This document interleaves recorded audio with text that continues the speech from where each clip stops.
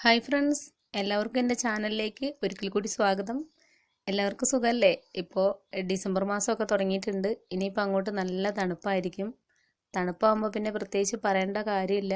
ഇനിയിപ്പോൾ കുട്ടികൾക്കും മുതിർന്നവർക്കും ഒക്കെ ചുമയും ജലദോഷവും പനിയും ഒക്കെ വരാനായിട്ടുള്ള സാധ്യത കൂടുതലാണ്. ഇപ്പോൾ ഇപ്രാവശ്യം തണുപ്പ് കൂടുതലാവും എന്നൊക്കെ കേൾക്കുന്നു. അപ്പോൾ അതുകൊണ്ട് തന്നെ അതുമായിട്ട് ബന്ധപ്പെട്ടിട്ടുള്ള ഒരു വീഡിയോ തന്നെയാണ് ഇന്നിടാൻ പോകുന്നത്. നമ്മുടെ പനിക്കൂർക്കൽ എന്ന് പറഞ്ഞിട്ടുള്ള ഔഷധ സസ്യത്തിൻ്റെ ഒരു ഗുണം കൂടിയാണ് ഇന്നത്തെ വീഡിയോയിലൂടെ പറയാനായിട്ട് ഉദ്ദേശിക്കുന്നത്.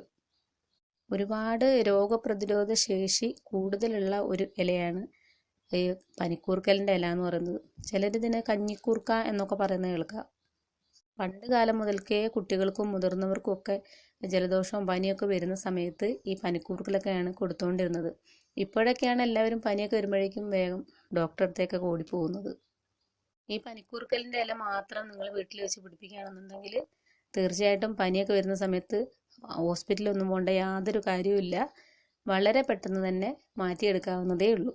അപ്പോൾ ഇത് വെച്ചിട്ട് എങ്ങനെയാണ് ചെയ്യുന്നതെന്ന് ഞാൻ പറഞ്ഞുതരാം. അതിനു മുൻപായിട്ട് നിങ്ങൾ ആദ്യമായിട്ടാണ് എൻ്റെ വീഡിയോ കാണുന്നതെങ്കിൽ ഒന്ന് സബ്സ്ക്രൈബ് ചെയ്യാനായിട്ട് മടിക്കരുത്. അതുപോലെ തന്നെ തൊട്ടടുത്ത് കാണുന്ന ബെല്ലൈക്കണും ഓൾ എന്ന ബട്ടണും കൂടി പ്രസ് ചെയ്യുക. എങ്കിൽ മാത്രമാണ് ഞാൻ അടുത്തതായിട്ട് അപ്ലോഡ് ചെയ്യുന്ന വീഡിയോ നിങ്ങൾക്ക് നോട്ടിഫിക്കേഷനായിട്ട് ലഭിക്കുകയുള്ളൂ. അപ്പോൾ ഞാനിവിടെ കുറച്ച് പനിക്കൂർക്കലിൻ്റെ ഇലയും അതുപോലെ തന്നെ തുളസിയുടെ ഇലയും എടുത്തിട്ടുണ്ട്.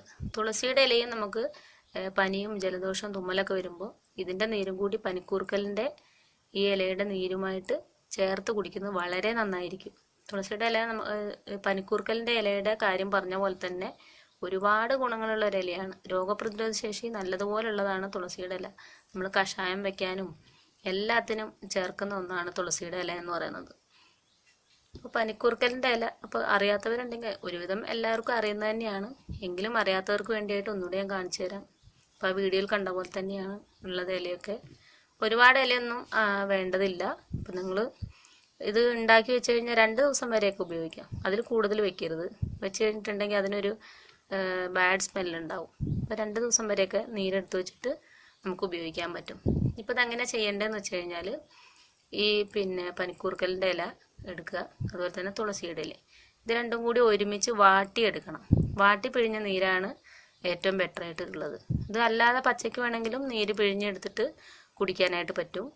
ഇല്ല എന്നുണ്ടെങ്കിൽ വാട്ടി പിഴിഞ്ഞെടുക്കുക. വാട്ടി പിഴിഞ്ഞെടുക്കുന്നതാണ് കുറച്ചുകൂടെ നല്ലത്. അപ്പം നീര് നല്ലപോലെ കിട്ടും. അപ്പോൾ ആദ്യം ഈ ഇല പറിച്ചെടുത്തതിന് ശേഷം നല്ല വൃത്തിയായിട്ട് കഴുകിയെടുക്കുക. അതിന് ശേഷം ഇത് രണ്ടും കൂടെ ഒരു വാഴ ഇലയിൽ വെച്ചിട്ട് നല്ലതുപോലെ വാട്ടിയെടുക്കുക. അല്ലാന്നുണ്ടെങ്കിൽ നിങ്ങൾക്ക് എങ്ങനെയാണോ വാട്ടിയെടുക്കാനായിട്ട് എളുപ്പമുള്ളത് അതുപോലെ ചെയ്യുക. അതിന് ശേഷം ഇതിൻ്റെ നീര് നല്ലതുപോലെ പിഴിഞ്ഞെടുക്കുക. ഇത് വാഴയുടെ ഇലയിൽ വെച്ചിട്ട് വാട്ടുകയാണെന്നുണ്ടെങ്കിൽ ഇതിൻ്റെ നീര് നഷ്ടപ്പെടാതെ തന്നെ നമുക്ക് കിട്ടും. അപ്പോൾ അടുപ്പിലൊക്കെ വെച്ച് പിടിക്കുന്നതിനെക്കാട്ടിലും ആ വാഴയില ഇങ്ങനെ വാടി വരുന്ന സമയം കൊണ്ട് ഇത് ഉള്ളിൽ കിടന്നിട്ട് നല്ലപോലെ വേവും. അങ്ങനെ പെട്ടെന്ന് തന്നെ നീര് കിട്ടും. അപ്പോൾ ഇതിൻ്റെ ഒരുപാട് നീരൊന്നും നഷ്ടപ്പെടില്ല. അങ്ങനെ നീരെടുത്ത ശേഷം നിങ്ങളൊരല്പം തേനുമായിട്ട് മിക്സ് ചെയ്തിട്ട് കഴിക്കുന്നത് വളരെയധികം നന്നായിരിക്കും. കുട്ടികളൊക്കെ ആണെങ്കിൽ ഇതിൻ്റെ ഒരു ചെറിയൊരു കയ്പുണ്ടാവും. അപ്പോൾ അവർക്ക് അതിൻ്റെ ടേസ്റ്റ് ഇഷ്ടപ്പെടില്ല. ഒരല്പം ചെറുതേനും കൂടി ചേർത്ത് കൊടുക്കുകയാണെന്നുണ്ടെങ്കിൽ വളരെ പെട്ടെന്ന് ജലദോഷവും തുമ്മലും പനിയൊക്കെ മാറിക്കിട്ടും. അപ്പം ഇതിന് മൂന്നിനും എല്ലാത്തിനും കൂടി ഈ ഒരൊറ്റ മരുന്ന് മാത്രം മതി. പനിക്കൂർക്കൽ തനിച്ച് കൊടുക്കുന്നവരും ഉണ്ട്. അപ്പം അതിൻ്റെ കൂടെ ഈ തുളസിയുടെ ഇലയും കൂടെ ചേർത്ത് വാട്ടി കൊടുക്കുകയാണെങ്കിൽ ഒരുപാട് ഇഫക്റ്റീവായിട്ട് വളരെ പെട്ടെന്ന് അത് മാറിക്കിട്ടുന്നതായിരിക്കും. അപ്പോൾ ഇത് വാഴയിലയിൽ വെച്ചിട്ടാണ് വാട്ടുന്നതെങ്കിൽ ഇതുപോലെ ഒരു ചെറിയ കഷ്ണം ഇല എടുക്കുക.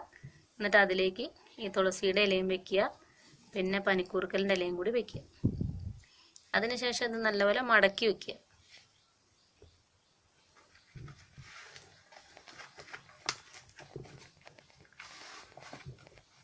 ഇതുപോലെ മടക്കിയാൽ മതി. എന്നിട്ട് ഇതിന് ചുറ്റും ഒരു കെട്ടിട്ടിട്ട് അടുപ്പിൽ വെച്ചിട്ട് നിങ്ങൾക്ക് ആവിയിൽ ഇതിങ്ങനെ വാട്ടിയെടുക്കാം. അപ്പോൾ ഞാനിതൊന്ന് വാട്ടിയെടുത്തിട്ട് വരാം.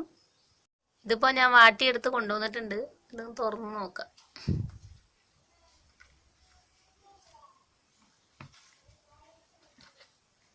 ഇതുണ്ടോ, നല്ലപോലെ വാടിയിട്ടുണ്ട്. വാടുമ്പോഴാണ് ഇതിൻ്റെ അറ്റമൊക്കെ ഇലയുടെ അറ്റമൊക്കെ എങ്ങനെ ആവുക.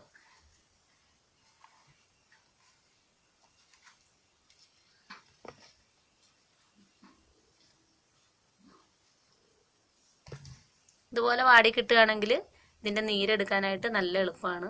ഇനിയിപ്പോൾ ഇതിൻ്റെ നീരെടുക്കാം. ഇതിങ്ങനെ കൈവെള്ളയിൽ വെച്ചിട്ട് നല്ലതുപോലെ ഇങ്ങനെ തിരുമ്മി കൊടുത്താൽ മതി. അപ്പം നല്ലതുപോലെ ഇതിൻ്റെ നീര് കിട്ടും. അപ്പം എല്ലാം കൂടെ ഒരുമിച്ച് എടുത്തിട്ട് പിഴിയണം എന്നില്ല, കുറേശ്ശെയായിട്ട് കയ്യിലെടുത്തിട്ട് പിഴിഞ്ഞെടുത്താൽ മതി. പിഴിഞ്ഞെടുക്കാനായിട്ട് ഒരു പാത്രം വയ്ക്കാം. ഞാനിപ്പോൾ കുറച്ച് ഇലയല്ലേ എടുത്തിട്ടുള്ളൂ, അതുകൊണ്ട് ഞാൻ എല്ലാം കയ്യിലേക്ക് എടുത്തിട്ടുണ്ട്. എന്നിട്ട് ഇതുപോലെ ഇങ്ങനെ കയ്യിൽ വെച്ചിട്ട് നല്ലതുപോലെ പിഴിയാൻ പോവാണ്.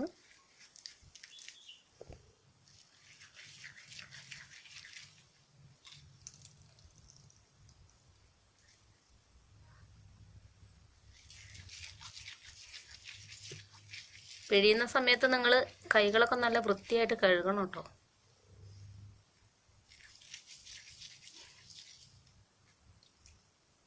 ഇലയുടെ അളവിന് അങ്ങനെ കൃത്യമായിട്ട് അളവൊന്നുമില്ല. ഒരല്പം നമുക്ക് അറിയാലോ ഏകദേശം എത്ര നീര് വേണമെന്നുള്ളതിനനുസരിച്ചിട്ട് എടുത്താൽ മതി. അപ്പം ഞാൻ എടുത്ത ഇല കുറച്ചല്ലേ ഉണ്ടായിരുന്നുള്ളൂ. ഇതിപ്പോൾ ഇങ്ങനെ ആക്കി എടുത്തിട്ടുണ്ട് ഞാൻ. ഇപ്പം ഇത്രയും നീര് കിട്ടി കണ്ടോ. ഇതിപ്പോൾ കാണുമ്പോൾ കുറച്ച് നീരേ ഉള്ളൂ, അപ്പോൾ ഇത് കുടിക്കാൻ പാകത്തിനുണ്ടോ എന്നൊക്കെ വിചാരിക്കും. ഇത് ശരിക്കും ഒരു മരുന്നാണ്, അതുകൊണ്ട് ഒരല്പം മതിയാവും. അപ്പോൾ നീര് ഇവിടെ റെഡി ആയിട്ടുണ്ട്, കണ്ടില്ലേ. നിങ്ങൾക്ക് വേണേൽ അരിച്ചെടുക്കുകയൊക്കെ ചെയ്യാം കേട്ടോ. ഇതിൻ്റെ ചെറിയ ഇലയുടെ പൊട്ടൊക്കെ വീണിട്ടുണ്ടെന്നുണ്ടെങ്കിൽ ചെറുതായിട്ട് അരിച്ചെടുക്കാം. അപ്പോൾ കൊച്ചു കുട്ടികൾ കാണുന്നുണ്ടെങ്കിൽ നിങ്ങൾ ഇതൊരു ഇത്ര കൊടുത്താൽ മതിയാവും, ഒരു നേരം ഇത്ര കൊടുത്താൽ മതിയാവും. അപ്പോൾ വലിയവർക്കാണെന്നുണ്ടെങ്കിൽ ഒരു നേരം ഒരു സ്പൂണൊക്കെ വെച്ച് കഴിക്കാം. അപ്പോൾ ഇത്രയേ ഉള്ളൂ പരിപാടി. വളരെ പെട്ടെന്ന് കഴിയും. അതുപോലെ തന്നെ നല്ല ഔഷധം കൂടിയാണ്. നമ്മൾ ഹോസ്പിറ്റലിലൊന്നും പോയിട്ട് കുറേ ആൻറ്റിബയോട്ടിക് ഒന്നും കൊടുത്ത് കുട്ടികളെ വളരെ ക്ഷീണിതരാക്കേണ്ട കാര്യമൊന്നുമില്ല. വളരെ എളുപ്പത്തിൽ ഉണ്ടാക്കിയെടുക്കാനായിട്ട് പറ്റുകയും ചെയ്യും. അപ്പോൾ എല്ലാവരും വീട്ടിൽ ഇതൊന്ന് ട്രൈ ചെയ്ത് നോക്കുക. എന്നിട്ട് നിങ്ങളുടെ അഭിപ്രായങ്ങളൊക്കെ അറിയിക്കാനായിട്ട് മറക്കരുത്. ഇത് പനി, ജലദോഷം, തുമ്മൽ എല്ലാത്തിനും നല്ലതാണ്. അപ്പോൾ എല്ലാവരും ഉപയോഗിച്ച് നോക്കുക. മറ്റൊരു വീഡിയോയുമായിട്ട് നമുക്ക് വീണ്ടും കാണാം.